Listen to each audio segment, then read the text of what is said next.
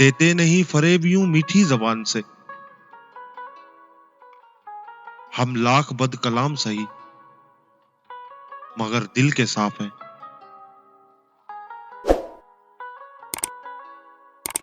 आज फिर किसी ने कहा बहुत अच्छे हो तुम, मैंने कहा बस यही खराबी है मुझ में।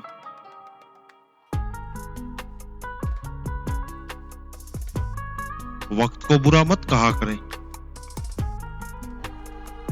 क्योंकि ये वक्त ही तो है जो लोगों की असलियत आपके सामने खोल कर रख देता है। बात बस यकीन की है, कोई अल्लाह के लिए सब कुछ छोड़ देता है तो कोई अल्लाह पर सब छोड़ देता है।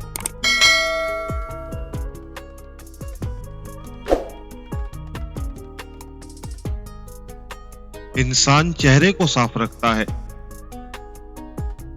जिस पर लोगों की नजर होती है, लेकिन दिल को साफ नहीं रखता जिसे अल्लाह देखता है।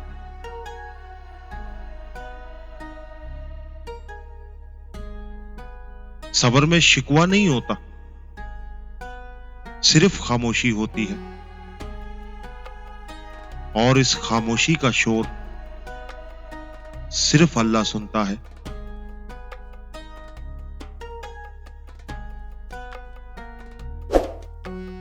बड़े तमाशे से गुजरी हुई है जिंदगी मेरी, जज्बात मरते गए और हम पत्थर दिल बनते गए।